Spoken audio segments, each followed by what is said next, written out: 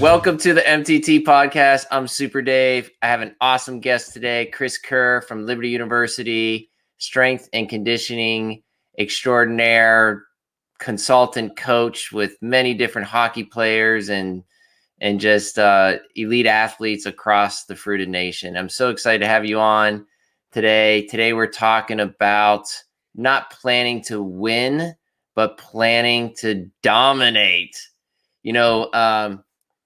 For years, I've had a plan to win on shirts. I actually have a boat and I wrote plan to win on it with the big MTT logo on it. And, it just hit me about a couple weeks ago that like, in order to get ahead in life, we can't just plan to win. I mean, planning to win is cool, but you know what? Planning to dominate and show who we are in Christ is just a powerful message, but it's also a powerful idea / philosophy in preparing for your competition.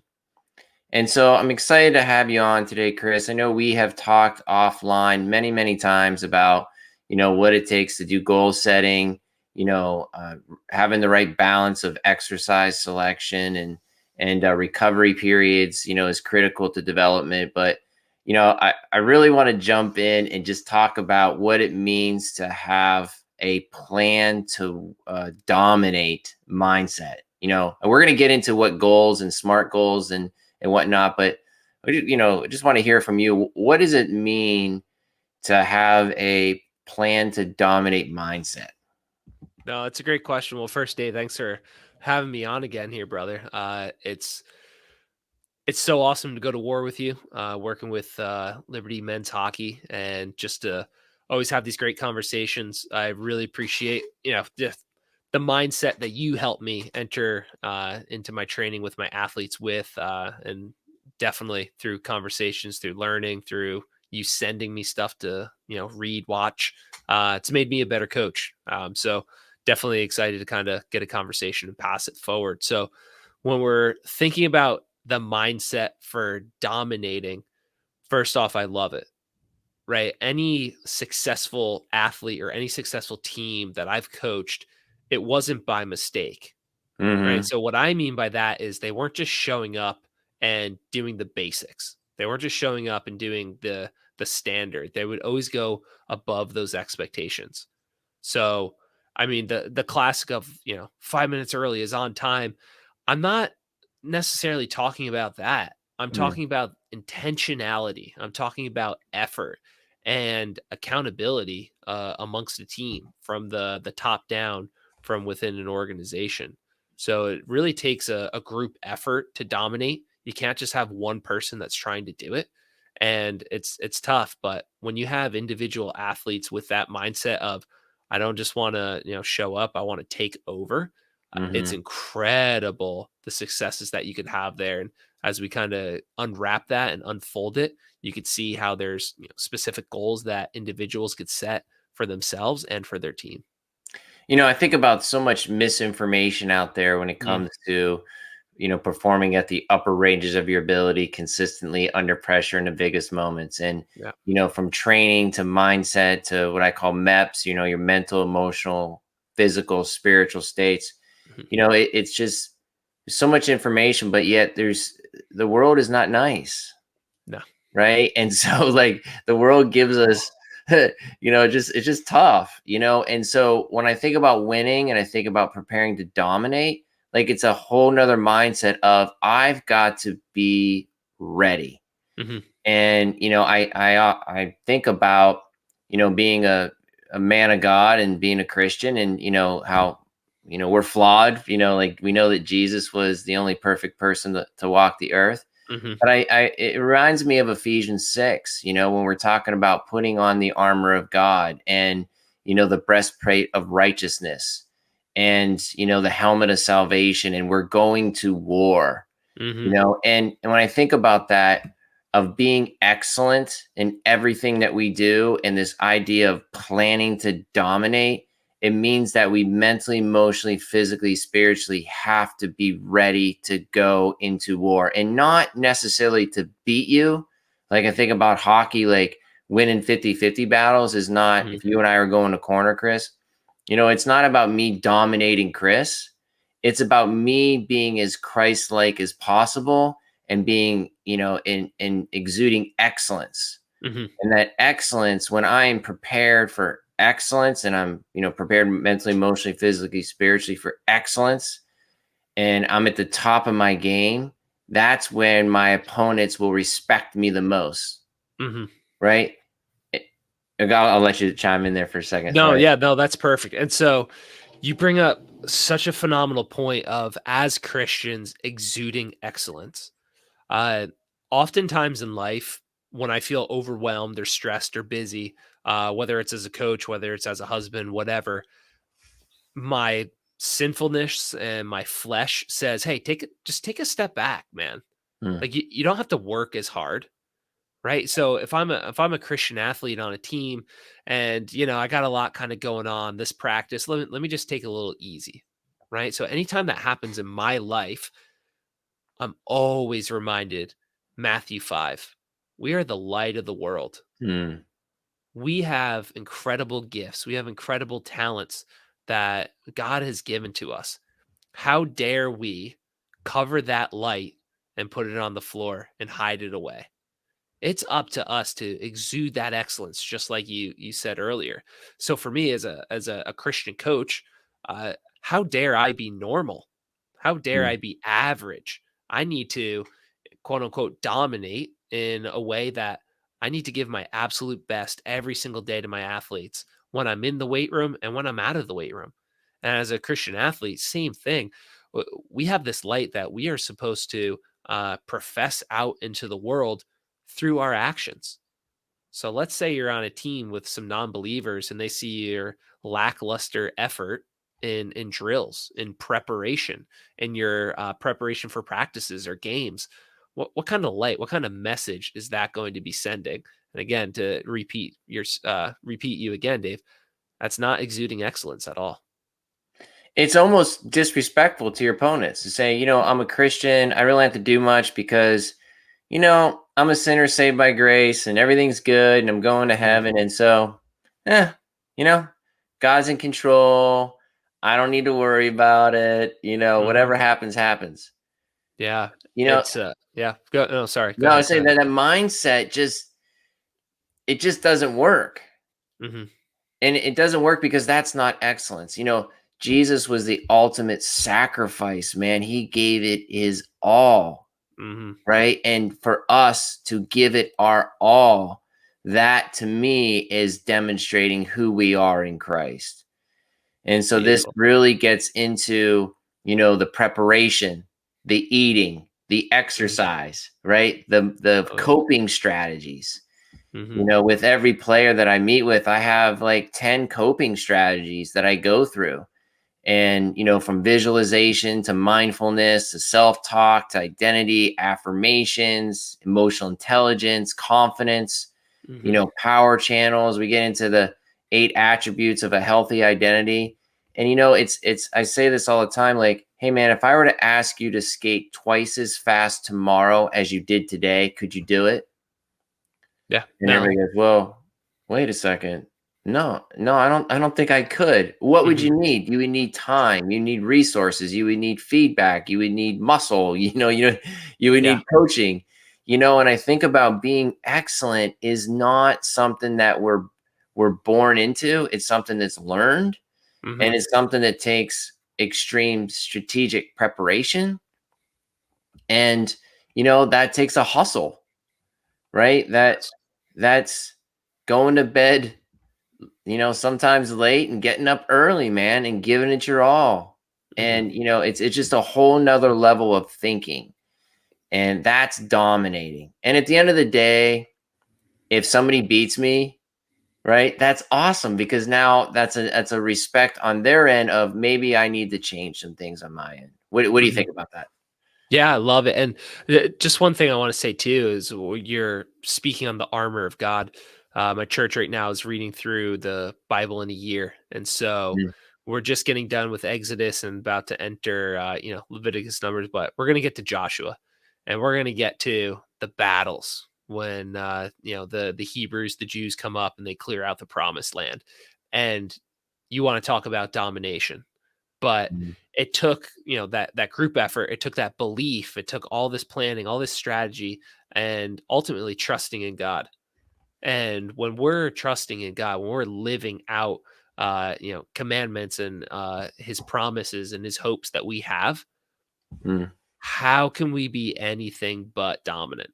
Yeah. Right? It just we have all that power right there behind us. But to your point, yeah, it's a disrespect to our competitors to not go out and give everything, and then Right. ultimately, uh, it's on us, and that's how we should want to live our lives in a dominant type of fashion, because that's what's going to stand out to people. When you stand out, that's going to open opportunities for conversations and to spread the gospel. You're going to be different. People are going to want to know, what is it? What do you have within you? Why are you trying so much harder than everybody else? Why are you planning? Why are you preparing? Why do you go to bed early most of the nights? Why, when you're tired, you still show up and put that effort in? Explain that to me. Explain this Mhm. domination to me. Mm. And what a phenomenal way to honor and worship through our physical bodies, the gifts and talents that we've been given. In your career at the university, Mm, um, out of let's say 100 players, I know you've coached more than 100, but let's say I have yeah. 100 players. How many of those have really come to prepare mentally, emotionally, physically, spiritually for domination? Mm. Yeah, that's a great question. So it's a smaller number than you'd think, honestly. But when the Bible talks about the narrow path, Mm. I really believe that narrow path is a lot more narrow and a lot less traveled than we actually think. Yeah. So from start of freshman year until they graduate, I've had maybe a handful. So Yeah. let's say less than 5. Yeah. However, what I want people to be encouraged listening to this is less than 5 from start to finish, over 5, over 10 at certain points throughout their career. And I've seen a lot of people who flip a switch and they end on the highest of notes, where they finally learn how to dominate. Because to a point we're going to make, it takes practice, it takes preparation, and it takes time, and you have to be patient for it. Right? Like you gave the analogy earlier. Hey, can you go out and skate twice as fast tomorrow? Like, no, you can't. Can't do it. But you can work towards it.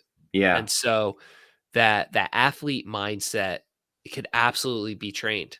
That mental toughness training, as you refer to, and you believe and you preach in, it can be learned, it can be taught, it can be practiced, it can be worked on. And so, how many athletes beginning to end were dominant? Less than 5. But when we talk about who learned it and who executed, we're talking about a much larger number. Yeah, so I guess my point in asking that question is, and you just verified it, is that we can talk about it here and Hmm. we can get everybody motivated who's listening to this call. But at the end of the day, man, it's very few people that are willing to sacrifice. Hmm. I know we haven't talked about this offline, but I've been starting my ice baths now for the Oh last couple of yeah, weeks. And, yeah. that's thanks to Huberman. I'm a big Huberman guy and I just Mhm. love the ice baths. And, like, it, it's never fun. No. Jumping into 45 to 60 degree, temperature water, is never fun. I stand over that and I go, this is stupid. This is so dumb. But you know what? For me to go where I need to go mentally to break this wall, there's a couple of things that the ice bath does. One, it breaks a wall.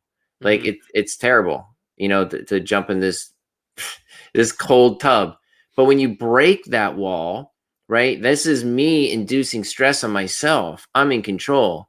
So now Mhm. anything stressful that comes to me throughout the week, I'm able to tackle it as a less stressful event. Yep. And to me, that's another level of mental fortitude, Mhm. right? I say this all the time. Like, mental toughness isn't ignoring your issues and just working past them to, being here now. Mental toughness is is being aware that you're in a valley and having the coping strategies to put in place and working through them and still playing at the upper ranges of your ability consistently Mhm. under pressure. That's mental toughness, man, is understanding where you're at. Go ahead. Sorry. No, you're good. And I just personally have enjoyed any time you've talked about self-talk.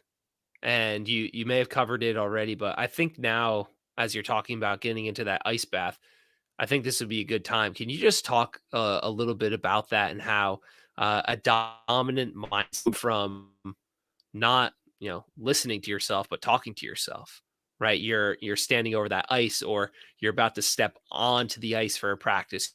You're about to step into the weight room. The Netflix reel is gearing up another show, and you have to go to bed. Could you just talk a little bit on that topic of self talk and how it could kind of lead towards domination? Yeah. So 2/3 of your thoughts are negative. Incredible. Yep. So God is designed, that's the way God designed us to solve a problem. So our negativity is just built inside of us. So Hmm. what self-talk does is it changes the channel, that it gets you out of a weak channel to a power channel, where you're calm, loose, trusted, relaxed, you're task focused versus, you're confused, you're anxious, you're stressed, you're overwhelmed. So when Hmm. you're in a power channel and the self-talk changes that immediately. So I can do this. Yes, the ice bath is terrible, but I'm going to get through it. Hmm. And as soon as you're in it, man, like one of the things I get in it, it's like, all right, this is awesome. I feel great. I feel amazing. Yeah. I'm bettering my life. This is going to Hmm. be so good. This is for my future of my family. And when that shifts and you're sitting in there, and then you can relax and you Hmm. can just enjoy, right? You can feel like your body warming up. Hmm. And when you get out, it's like you feel so accomplished that you just went through something that you didn't want to go through. Hmm. And then that adrenaline, kicks in, and so now you feel better throughout the day, especially after like next 10 minutes, it just feels so much better. You have so much energy. But the self-talk really shifts that. The Hmm. key to the self-talk is to be aware. Okay. Is to be aware first. Okay, this is gonna suck. Okay, no, it's not. I'm doing this because of this. So to be aware that those negative thoughts are there and have your self-talk, I call them your ABCs. Like some good hockey ABCs are, I want to win 50-50 battles. I am a fast skater. I'm going to rip the puck violently, Hmm. right? And so I say, okay, you don't want to be fearful of, oh no, here comes oh man, every time he gives me a pass, it's a hard pass and I'm never able to handle it. Well, you're not going to handle it then, Yeah. or versus I'm going to rip the puck violently. Like I'm going to put this top corns, right? Like I'm after it. I'm going. Hmm. The other thing that I think is important, that life is about peaks and valleys. Like you're Yeah. never, life isn't awesome all the time. We have peaks and valleys. And so when you're in a valley, recognize you're in a valley, have your self-talk ready to go so you can switch to a power channel. Mm. I love it. No, that's great, and thank you. I just feel like self-talk in certain hard situations during the middle of a practice, the middle of a game, the middle of a workout, when you're at home by yourself and no one's around to keep you accountable, Yeah. but when you want to achieve those goals that you've planned out, that you set out to achieve, there's going to be some, tough moments because of our sinfulness, because of our flesh, where our weakness, where you're going to have to give yourself a little self-talk and make it happen ultimately. Yeah. So let's kind of dig in here and talk about goals. Perfect. And we talked about the philosophy of planning to dominate. I think Hmm. that's first to say, okay, I want to dominate in this situation, this circumstance. So having that mindset of, you know what, I was born for excellence. I'm going to give excellence. I want to dominate in this situation or this season. We know there's going to be peaks and valleys. So I think one of the most common ways of doing this is really looking at SMART goals. So in your SMART goals, there's specific, they're measurable, they're Hmm. achievable, they're relevant, and they're time bound. So let's just talk about strength and conditioning, about a specific goal, just in generality. Like, what would be a specific goal as it pertains to a hockey player to dominate this practice? Like what would something like that look like? Oh, that's great. And so we're talking a little bit off air about it, and I definitely want to dig into a few more specifics and ideas from my perspective to be a dominant hockey player. Hmm. But first and foremost, Dave, we have to talk about consistency in attendance. Okay. You have to have quality practices because those lead to quality games. You have to show up and put in the work. Hmm. So the first goal, and same thing with quality workouts, will lead to a long-term result. If you're just a once a week type of person, you can't keep stacking, right? Imagine trying to build a house one brick at a time with, a couple days in between. You're never going to get that done. You're never going to go anywhere or achieve anything. And so consistency in attendance has to be first, right? So Hmm. you can make that where 3 days a week, I'm going to commit myself to training. So specific, yeah, 3 days a week, I'm going to train for and give it a time domain of 45 minutes. Okay. Okay. Measurable. Did you do it or not? Right. Simple yes and no. Achievable. Absolutely. Right. You are going to set out a specific time throughout the week to get your training in 3 days a week. Right. Relevant. Absolutely. When you do hockey specific or sports specific training, under the I'm going to call it guidance of a quality coach, you Hmm. will get better, you will see results. And then time bound, I'm going to give myself a week to get this done, and at the end of the month I want to have 12 to 15 quality workouts. And so when you start to program in attendance as a smart goal, once you establish that routine and that effort, it's unbelievable. And then the next thing, again, we could definitely get into more specifics for hockey, but you need to have consistency in your effort. Okay, consistency in your effort and your intensity behind every one of those workouts. Showing up is important, but showing up and going through the motions is kind of a waste of time. Hmm. So, something that you could do for consistency in your effort and how you can make that into a smart goal is establish a rating system, a 1 to 5, a 1 to 10, where you're giving your own perception of how your effort was. And when you know in the back of your head at the end of that workout, you're going to have to write down a number, whether it's on pen and paper, whether it's in an app, whether it's in a Google sheet that's color organized, and it's going to give you your average throughout a month. When you know that's coming in the back of your mind, you're just gonna try a little harder, right? Because it means something, and you're gonna have to grade it and be honest with yourself. So again, how do you make that specific, measurable, achievable, relevant, and time bound? You can make a rating system for your effort. Okay, so What? I'll pause for a second here, Dave, because I've been talking. No, no, you're good. Yeah, yeah. So I love that. That is absolutely beautiful. I mean, it's really cool. One of the things I love the rating system. That's really cool. Mhm. One of the things that just is another idea to that is players and coaches to listen to this. One of the things that I love to do is what's called a good, better, best. Yes. So Mhm. after each practice, I say, okay, what was good? What could have been better? What could I have done to perform at my best? Mhm. And as you write those down, one of the things I love about our sport with hockey is that we have a practice to game ratio of 3 to 1. So if this practice I want to work on 3 hard quick strides, right? And I go, okay, coach, I'm going to work on 3 hard quick strides. Is that what I should be working on? And he or she says yes. And you go out there and if let's say there's 10 drills and out of the 10 drills you only do it 3 times.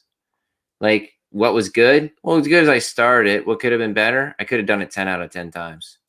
Mhm. What could I have done to perform at my best? Well, I could have planned better to execute my 3 hard quick strides. Mhm. Right. And so now that's specific, it's measurable, you can manage if it's achievable, it's relevant, and it's time bound. And what I love about that good, better, best is my great example is, hey, how's it going today? How you feeling? I'm feeling a little weak today. I'm a little sore. Okay, so good, better, best. To perform at my best, I need to stretch more. Mm, Okay. Hey, how's it going today? I don't have a lot of energy. I wasn't able to eat today, which mm. is crazy to me, but I hear that at 5 p.m. Uh, all right. So to perform at my best, I need to eat consistently throughout the day, or I need to drink water, or I need to go to sleep. So if you could perform a good, better, best at the end of every practice, at the end of every workout session, you're going to start to notice tendencies and consistencies.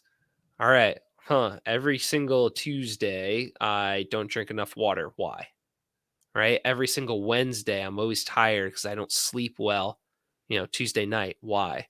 And then obviously you can modify those things. And if you're noticing trends of the same, what do I need to do to get to my best every day? Yeah, that's a, hey, look in the mirror. Let's fix that right now. And that's going to lead to increased performance or domination, as we've been talking about. Yeah, for sure. And so this is where we're talking about, we're not just showing up for practice, whatever goes, happens, not putting in our music 15 minutes before practice or games and saying I'm mentally Mhm. prepared. No, we are thinking about how Yes. we're going to perform in practice so that that tempo and pace is there in the games. Mhm. That's dominating. Yeah, absolutely.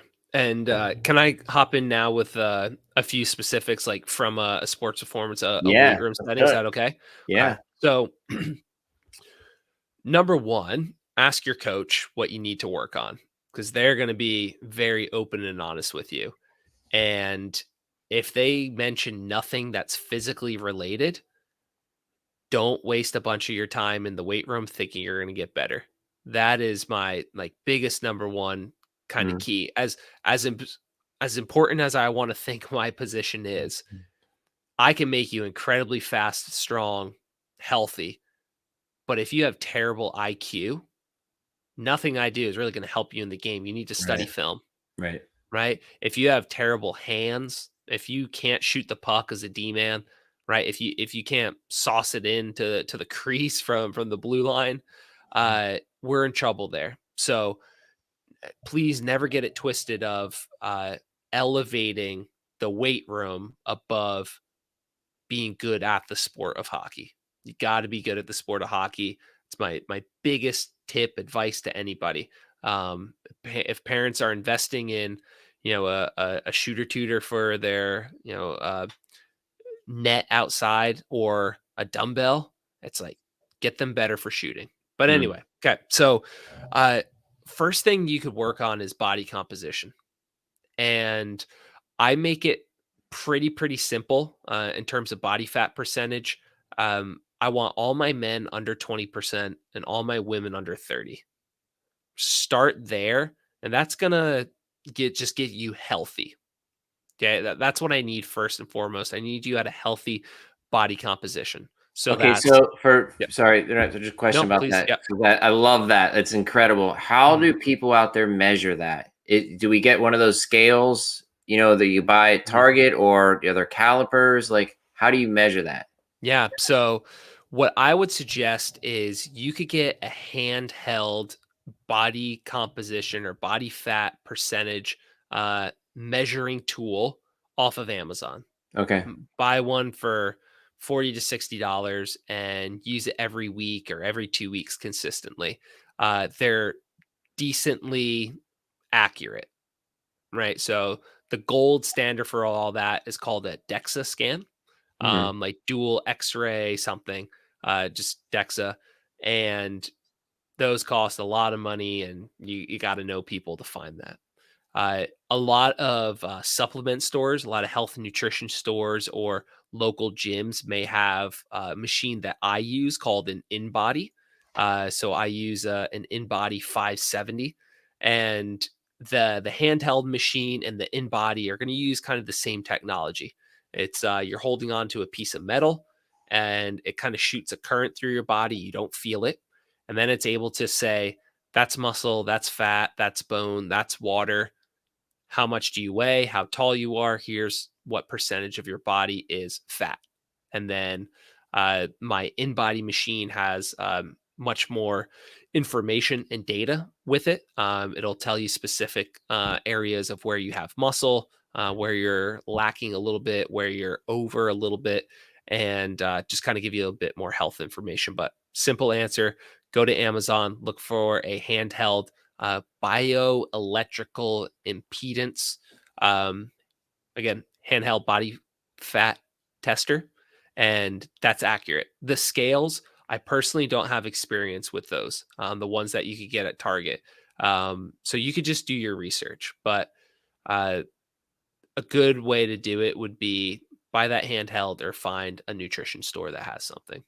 By the way, I just want to make a note here. I'm right in the middle of my doctorate, right, and so I have to take Mhm. these crazy nutrition classes. And my professor actually said, coming very soon, like probably by the end of the year, Okay. they'll have an app where you can put in your current body composition Mhm. and you can put in your carb, protein, and fat load, Wow.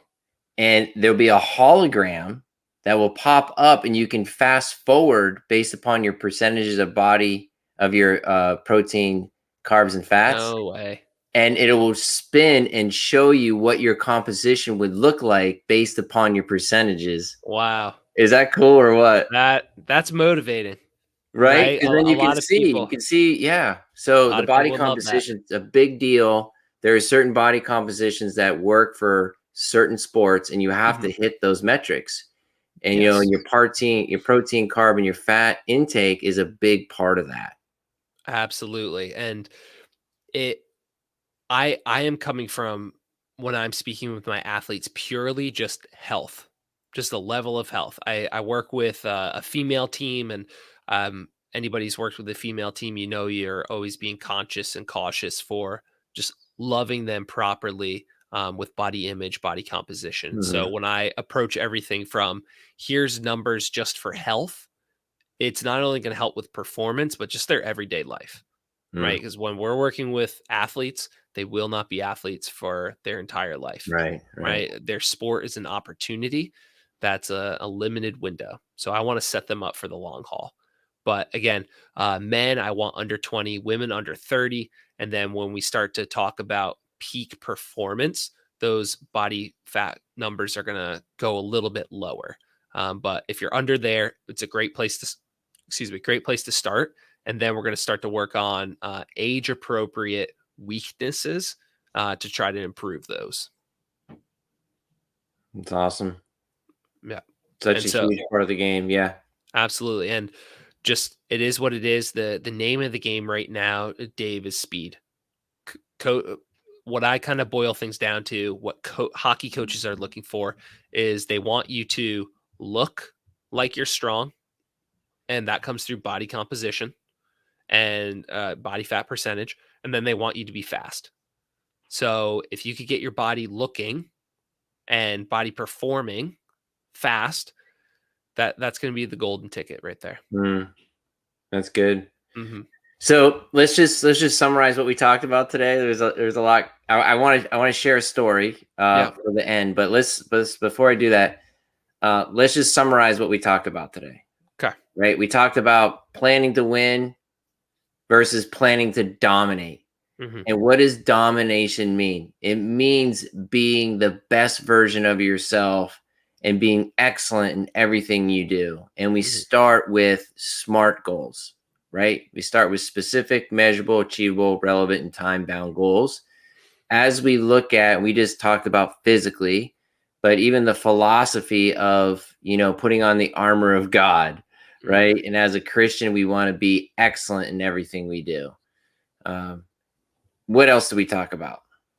So we talked about, at least for me, bringing up Matthew 5 of how we're the light of Yeah. the world, how it's w- you've said disrespectful to your opponents, but also just a little bit of Mm. disrespect towards God. I mean, he's given us all these gifts and these talents. How dare we not put forth every single ounce of effort that we have and try to honor him and glorify him? And the words that you've used a bunch are that you use, and I keep repeating, is exude excellence. Yeah. Domination exudes excellence. So with our So smart goals, I tapped into be consistent in your attendance.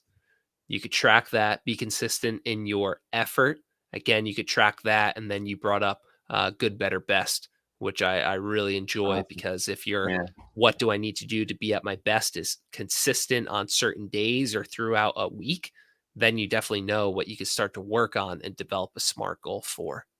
Yeah, I want to talk just real quick because this is important before I tell my Mhm, story. Excellence is different than perfection. mhm. Perfection is a lie. No one is perfect. We talked Like about that. peaks and valleys. I've talked about peaks and valleys before on the show. We life is peaks and valleys, man. Every shift is not awesome. There are good shifts, bad shifts. There are Yep. every period. There's a good period, bad period. There are games. There's weeks where we have peaks and valleys. And so this idea of being perfect is a lie. Perfectionism in any of the sports like journals I read, consistently lead to depression, anxiety, and stress when you chase perfection. Mm, But when you chase excellence, I've sort of over the years defined excellence. Excellence is doing the best that I can, right, with the current resources given to me in this moment. mm, So just doing the best that I can with the resources given to me in this moment. So if my arm hurts and I'm not able to move my arm, I'm going to do the best that I can, right? With the resources I have. I don't have another arm. If my leg, my ankle hurts, I'm going to do the best that I can, mentally, emotionally, physically, spiritually. I'm going to prepare as much as I can. That's excellence. It's no rock. It's no rock turned out. You know what I mean? It's like mhm. no, no woulda, coulda, shouldas, right? I'm gonna open every door possible here. No rock unturned. What I was trying to say earlier. No rock No, it's all good. unturned. Yeah, yeah. So I like got we're looking at like everything that we can do with this given moment. So um, I own an ad agency, and I at times we have 1 or 2 hours for a project, a graphic design project, and I tell my designer, do the best that you can with these 2 hours. you. Mhm. Is it going to be a crappy design at the end? Probably. But you do the best that you can. At the end of those 2 hours, that's what it's budgeted for. And if you have the logos and you have everything, then use the resources that you have. If you don't have them, we got 2 hours. You can't spend more than 2 hours. Mhm. Now, if at the end of the day we come back and say, well, I need 4 hours, we can go back and say, hey, client, like this is what you get for 2 hours. If we have 2 more hours, we can make it better. But to say that this project or this task is going to be perfect in the amount of time that we have is a lot of times a lie. You Mhm. can't get there. And having that full, you just touched on it, having that full communication with your coach on what you're able to do in this moment with the resources given to you, is a valuable asset. Building trust with your coaches is huge. Mhm. And so, they're open to it if you communicate with them. But if you just show up and leave without communication, you're going to find yourself not on the bench. You're going to find yourself not playing. A lot of the work I do is building trust with coaches and players because, they're just not communicating with each other. Mhm. And so this is what excellence is. Love it. All right. So I'm just going to leave with a story here, and I'd love to hear your thoughts on this story. Okay. This happened about 10 years ago. All right. And at the time, I had a production facility. It was 15,000 square feet, 495 HD studio. We designed it from the ground up, and the executives had offices. There were glass offices that overlooked the parking lot. I wish it Mhm. was a lake or an ocean, but it wasn't. It was a Yeah. parking lot. So anyway, I was sitting in there and sitting in the office, and my VP at the time, he was a bird watcher. He grew up watching birds. He knew every bird species. It was the coolest thing. Yeah. And so we're sitting in his office, the glass office, we're looking over across the parking lot, and there was this odd shaped bird. It was gangly looking, it was taller than all the other birds, and it was pecking at the ground. Mhm. And I said, Jason, what kind of bird is that? What is it doing? And he goes, oh, that's an eaglet, a baby eagle. Yeah. And he says he said it hasn't figured out what it was designed to do yet. Wow. when it does to figure out what it's designed to do, it won't be pecking for worms. It'll be flying above lakes and swooping down and pulling pulling fish out with his talons, Mhm. right? It just hasn't figured it out yet.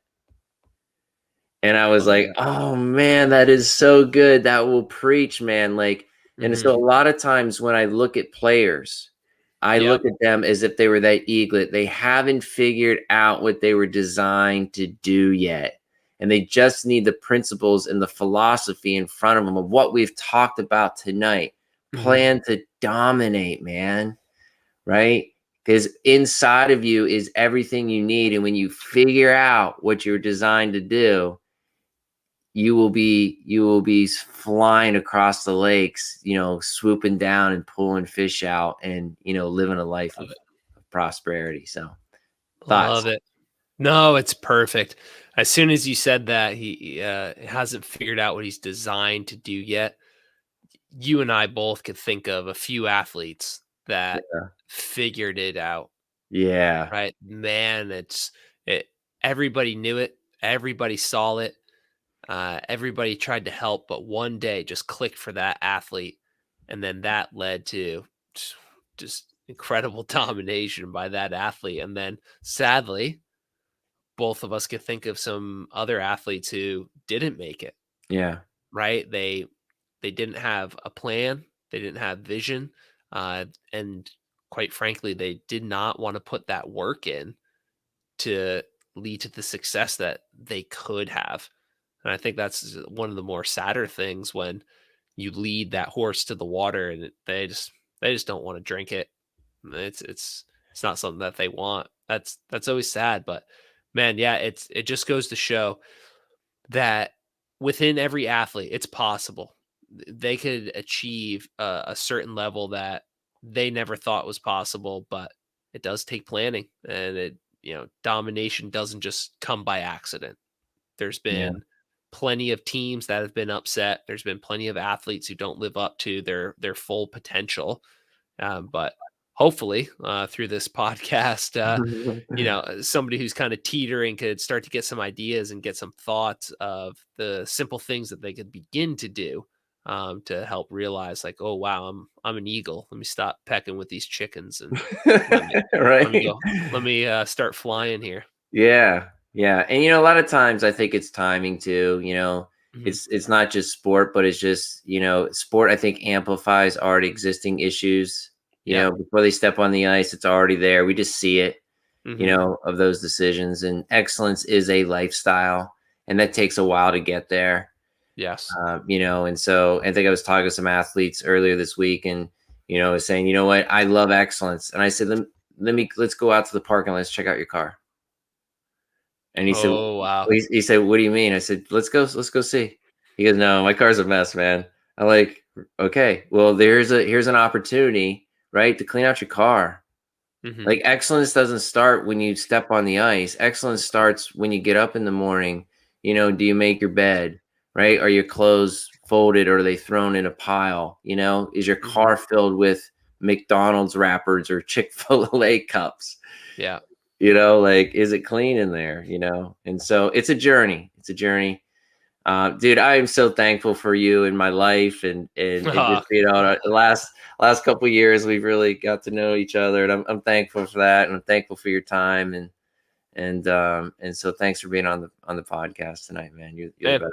Dave, thanks for having me, brother. I appreciate going to war with you all the time, and you've made me better. You've helped me Likewise, understand just brother. how to speak to athletes and how to pull the best out of them. Some of the best advice and lines that I have, it comes from the material that you put out that I absorb and use and put into my plans of action with all my goals and my visions, man. So really appreciate you as well. Love you, brother. Love you too. See ya. All right.